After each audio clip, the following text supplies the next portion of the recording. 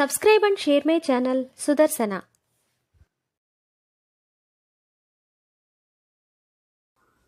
శ్రీమాత్రే నమః. శ్రీ గురుభ్యో నమః. శ్రీమద్దేవి భాగవతము 12వ స్కందము. గాయత్రీదేవి అనుగ్రహము వలన గౌతమునిచే అసంఖ్యాక బ్రాహ్మణ పరివారములు రక్షింపబడుట. వ్యాసుడు చెప్తున్నాడు, రాజా, ఒకానొక నాటి విషయము. ప్రాణుల కర్మలను అనుభవింపచేయుటకు ఇంద్రుడు 15 సంవత్సరముల వరకు వర్షములను ఆపివేశాను. ఈ అనావృష్టి కారణమున మృత్యుతుల్యమగు భయంకరమైన కరువు వచ్చెను. ఇంటింటిలో లెక్కలేనన్ని శవములు ప్రోగగుచుండెను. మానవులందరూ ఆకలి జ్వాలల చేత అత్యంత పీడితులై ఒకరినొకరు తినుటకు పరుగెడుతూ ఉన్నారు. అట్టి దుర్భర స్థితిలో బ్రాహ్మణులందరూ ఒకచోటగూడి, గౌతముడు తపోధనుడు, ఈ సమయమున అతడే మన దుఃఖములను దూరమనర్చగలడు.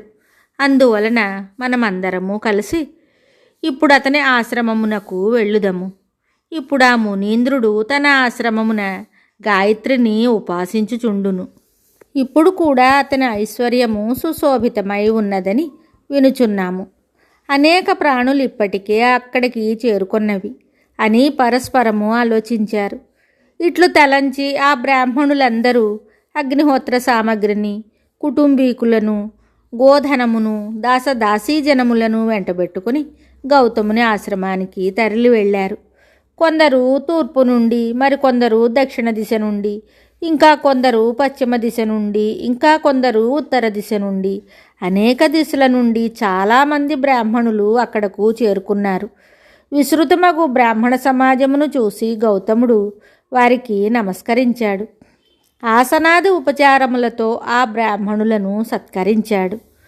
కుశల ప్రశ్నల అనంతరము ఆ బ్రాహ్మణుల రాకకు కారణం అడిగాడు. అప్పుడు ఆ బ్రాహ్మణులందరూ తమ తమ దుఃఖములనన్నింటినీ అతని దగ్గర ఏకరువు పెట్టారు. వాస్తవమునకు బ్రాహ్మణ సమాజము దుఃఖములలో మునిగి ఉంది.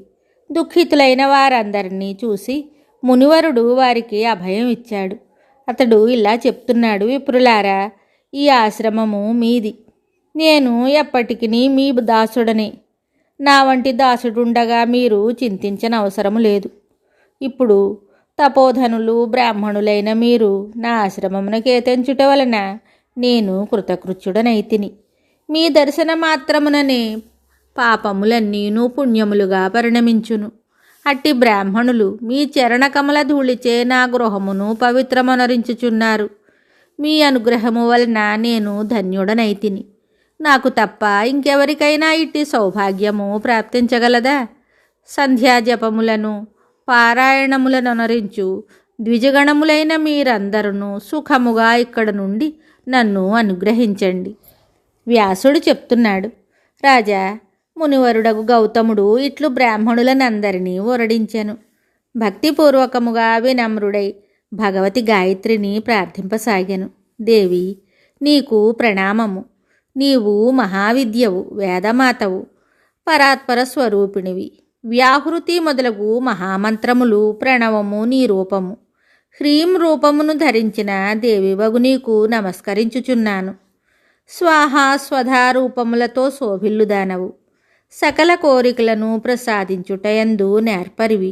అట్టి దేవి, నీకు ప్రణమిల్లుచున్నాను. నీవు భక్తులకు కల్పలతవు, 3 అవస్థలకు పరమసాక్షివి. నీ స్వరూపము తురీయావస్థకు అతీతమైనది. నీవు సచ్చిదానంద స్వరూపిణివి. నీవు తెలుసుకొనవలసిన సకల వేదాంతముల సారభూతవు. సూర్యమండలమునందు నీ నివాసము.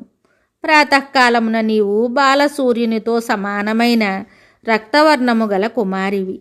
మధ్యాహ్న కాలమున శ్రేష్టమగు యవనమున శోభిల్లుచుందువు. సాయంకాలమున వృద్ధురాలి రూపమున విరాజిల్లుచుందువు. అట్టి నీకు నేను నిత్యము ప్రణమిల్లుదును. సకల జీవులను ఉద్ధరించు దేవి, పరమేశ్వరివి. నీవు నా అపరాధములను క్షమింపుము. గౌతముడిట్లు స్తుతించగా భగవతి జగదంబ అతని ఎదుట సాక్షాత్కరించెను. ఆ దేవి మునీంద్రునకు సమస్తమును భరించి పోషించు సామర్థ్యము గల ఒక సంపూర్ణ పాత్రను ఇచ్చెను. ఆమె అతనితో చెప్తోంది, మునీంద్ర, నేనొసగిన ఈ పాత్ర నీవు కోరు పదార్థములనన్నింటినీ నీకివ్వగలదు, నీ కోరికలను నెరవేర్చగలదు. ఇట్లు పలికి శ్రేష్టమైన కళను ధరించు భగవతి గాయత్రీమాత అదృశ్యమయ్యాను. మిగతా కథ తరువాయి భాగములో తెలుసుకుందాము. శుభం. Subscribe and share my channel Sudarsana.